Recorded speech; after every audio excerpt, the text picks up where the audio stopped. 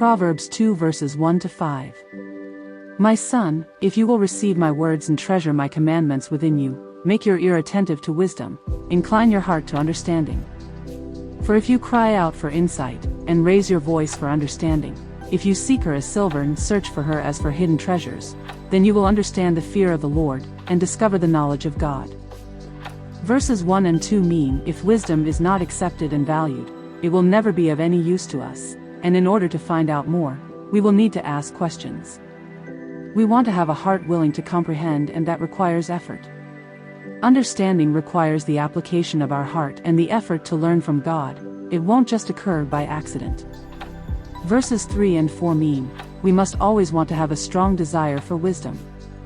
It must be heard in order to gain understanding. To gain additional knowledge, we must explore. We need to look for wisdom like someone who is looking for a lost treasure. These lessons must be sought after, like silver and gold.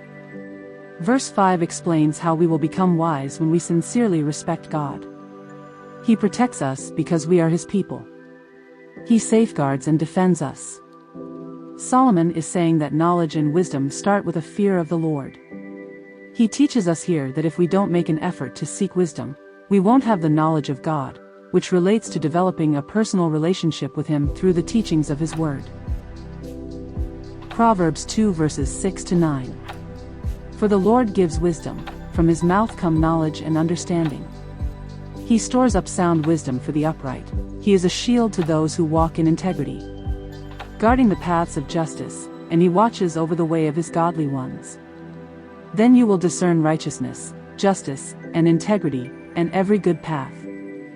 Verse 6 and 7 explains why the pursuit of wisdom requires the fear of the Lord, which is the basis of wisdom. He bestows true wisdom, which can only be discovered through Him. The most important way God imparts wisdom is through His spoken words. God reserves up sound wisdom for the upright through His Word. God actively strives to defend, guard, and preserve people who follow His ways in addition to imparting understanding through the Word. The implication is that we require God's defense in order to arrive at this correct understanding. There are so many incorrect beliefs in the world that we will never be able to defend the wise and true against the false and foolish. God has written the entire law of justice, compassion, righteousness, and truth on the hearts of all who are taught about Him.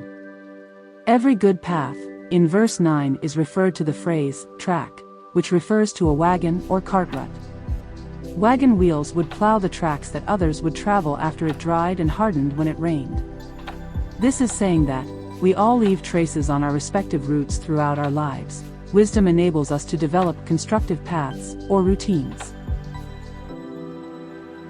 Proverbs 2 verses 10 to 15. For wisdom will enter your heart, and knowledge will be delightful to your soul. Discretion will watch over you, understanding will guard you, to rescue you from the way of evil, from a person who speaks perverse things, from those who leave the paths of uprightness to walk in the ways of darkness, who delight in doing evil and rejoice in the perversity of evil, whose paths are crooked, and who are devious in their ways. Verse 10 and 11, Solomon made a reference to the wisdom-related concept of protection. He emphasizes that when we respect God's knowledge and grow in understanding, something happens. It is pleasant to your soul. Both joy and life security come from wisdom. The more wisdom one learns, the more they will desire and enjoy it. Furthermore, wisdom shields its believer from making judgments that will only lead to regret in the future. Wisdom protects us, but so does protection from God. Understanding will shield you from many poor decisions and negative outcomes in life. 12 and 13 explains how wisdom will prevent us from making bad decisions and from hanging out with those who have inappropriate opinions. Wisdom will keep us away from roots like these, even though our fallen nature may draw us toward sinister things. This promised safety is characterized as liberation from sinful men who have chosen dark and deviant routes rather than the Father's clear and obedient ones. Verse 14 is saying, in addition to being drawn to bad and perverse things by our fallen nature, if we're not careful, one could find joy in them. Shame is thrown out the window, and what is twisted and wicked is exalted. Verse 15 says, "Whose paths are crooked, and who are devious in their ways." Wisdom protects us from plans and evil men like these. When we're not using wisdom, their crooked ways could come to harm us, and we will suffer from their devious intentions. Proverbs 2 verses 16 to 19. To rescue you from the strange woman, from the foreign woman who flatters with her words, who leaves the companion of her youth and forgets the covenant of her God. For her house sinks down to death, and her tracks lead to the dead. None who go to her return, nor do they reach the paths of life. Verses 16 and 19 are about a woman tempting a guy. There are 10 commands that God gave in Deuteronomy 5. One instruction was to not have sex with another person's wife or husband. The woman in the book of Proverbs disobeys this directive. The man who visits her is married with a wife. The hidden meaning is when we turn away from God, it's like leaving your spouse. When you converted to Christianity, you vowed to obey God. You may still be tempted by evil thoughts like other religions, sex, violence, and money. Many things have the power to tempt us. Keep the vow you made to God. "I am the way," Jesus declared. "I am the one and only way to the Father." John 14 verse 6. Even Solomon, the author of the book of Proverbs, ultimately rebelled against God. He had a lot of wives. Solomon prayed to other gods alongside his wives. According to the Bible, Solomon acted in an evil manner. We ought to take note of Solomon's oversight. We can still learn wisdom from his book of Proverbs today. God must be our center of worship. We must avoid turning away from God like Solomon did. Proverbs 2 verses 20 to 22. So you will walk in the way of good people and keep to the paths of the righteous. For the upright will live in the land, and the blameless will remain in it. But the wicked will be eliminated from the land, and the treacherous will be torn away from it. God gave the people of Israel their land. He cautioned them to obey his orders. According to Deuteronomy 28, the nation would lose its territory if it continued to turn away from God. The majority of people worshipped fake deities after Solomon, and God did not quickly punish that country.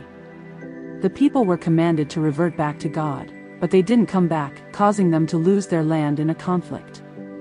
As Christians, this world is not our home. Since we belong somewhere else, we are only guests. In heaven, we have our true home. Because God declared in John 14 1-4, that he has prepared a place for us in heaven, and through obedience, he will guide us there.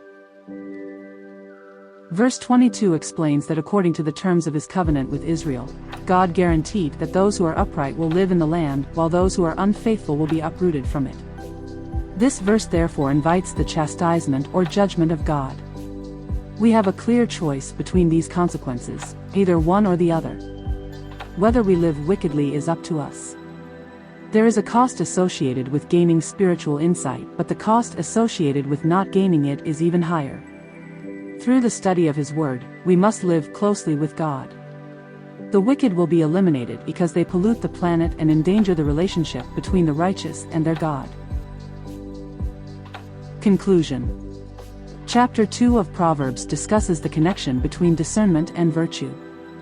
A person who seeks to live a moral life becomes better at telling right from wrong. Virtuous living goes hand in hand with moral living. The chapter advises that we should be able to understand the fear of the Lord, discover God's knowledge, get God's sound understanding, and enjoy God's protection. We hope this video helped you gain a better understanding of Proverbs chapter 2.